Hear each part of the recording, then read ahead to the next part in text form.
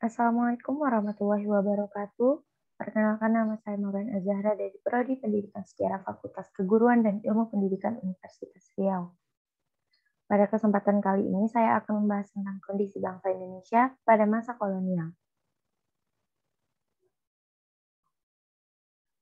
Yang pertama itu pengaruh monopoli dalam perdagangan. Pada awal kedatangannya, bangsa-bangsa Barat diterima dengan baik oleh rakyat Indonesia dan terjadilah hubungan dagang. Tetapi, VOC melakukan monopoli perdagangan seperti yang pertama itu berusaha menguasai pelabuhan penting seperti Banten dan Batavia.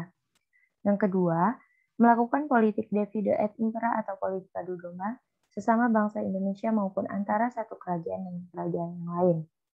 Yang ketiga, membuat peraturan dagang seperti rakyat Maluku yang dilarang menjual rempah-rempah selain pada VOC, serta tempat dan jumlah tanaman yang ditentukan oleh VOC.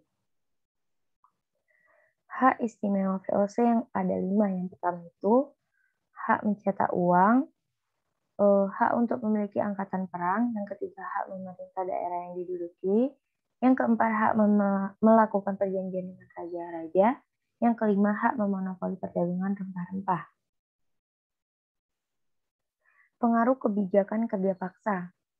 Kebijakan kerja paksa diterapkan oleh pemerintah Belanda karena menginginkan keuntungan sebanyak-banyaknya dari bumi Indonesia. Salah satu hasil kebijakan kerja paksa yaitu dibangunnya Jalan Anyer hingga Panembakan pada masa pemerintahan Gubernur Jenderal Herman Willem Daendels. Selain itu, Daendels juga melakukan kebijakan di bidang lain seperti pembangunan militer, perbaikan pemerintahan, dan perbaikan ekonomi. Pengaruh sistem sewa tanah. Saat Inggris menguasai Indonesia, daerah jajahan Hindia Belanda dibagi menjadi 4 gubernemen, yakni Malaka, Sumatera, Jawa, dan Maluku. Dan tanggung jawab kekuasaan atas seluruh wilayah Hindia Belanda dipegang oleh Letnan Gubernur Thomas Stamford Raffles. Kebijakan sistem sewa tanah merupakan kebijakan yang terkenal pada masa pemerintahan Raffles. Ketentuan sistem sewa tanah. Yang pertama itu petani harus menyewa tanah meski ia adalah pemilik tanah. Yang kedua, harga sewa tanah tergantung pada kondisi tanah. Yang ketiga, pembayaran sewa tanah dilakukan dengan uang tunai. Yang keempat, masyarakat yang tidak memiliki tanah dikenakan pajak. Namun, sistem sewa tanah mengalami kegagalan dikarenakan yang pertama itu sulitnya menentukan besar kecil pajak bagi pemilik tanah. Yang kedua, sulit menentukan luas dan tingkat kesuburan tanah petani. Yang ketiga, keterbatasan jumlah pegawai. Dan yang keempat, masyarakat desa belum mengenal sistem uang. Karena pada ketentuan sistem sewa tanah, pembayaran sewa tanah itu dilakukan dengan uang tunai.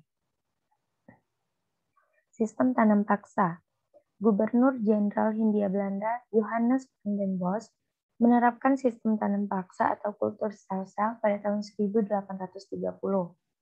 Kebijakan ini diberlakukan karena Belanda menghadapi kesulitan keuangan akibat Perang Diponegoro dan Perang Belgia. Ketentuan sistem tanam paksa, yang pertama itu penduduk wajib menyerahkan 1/5 tanahnya untuk ditanami tanaman wajib. Yang kedua, tanah yang ditanami tanaman wajib bebas dari pajak tanah. Yang ketiga, waktu yang digunakan untuk pengerjaan tanaman wajib tidak boleh melebihi waktu tanam padi. Yang keempat, rakyat yang tidak memiliki tanah dapat menggantinya dengan bekerja di perkebunan milik Belanda selama 66 hari. Yang kelima itu kelebihan hasil produksi pertanian akan dikembalikan ke rakyat. Yang keenam, kerusakan atau kerugian dari akibat gagal panen yang bukan karena petani, tetapi dikarenakan bencana alam akan ditanggung pemerintah Belanda. Yang ketujuh, dalam pekerjaannya, penduduk dipimpin penguasa pribumi, sedangkan pegawai Eropa menjadi pengawas, pemungut, dan pengangkut. Namun, ketentuan kebijakan tanah paksa yang diberlakukan Belanda sangat memberatkan masyarakat Indonesia, karena ketentuan tersebut berbeda dalam pelaksanaannya. Seperti yang pertama itu tanah yang digunakan untuk tanaman wajib, harusnya hanya 1/5. Namun, pada kenyataannya, tanah yang digunakan itu selalu lebih. Yang kedua, kelebihan hasil panen tanaman wajib tidak pernah dibayar. Yang ketiga, waktu untuk kerja wajib melebihi 66 hari tanpa imbalan yang memadai. Yang keempat, tanah yang digunakan untuk tanaman wajib tetap dikenakan pajak. Sekian materi yang dapat saya sampaikan. Terlebih dan terkurangnya saya minta maaf. Wassalamualaikum warahmatullahi wabarakatuh.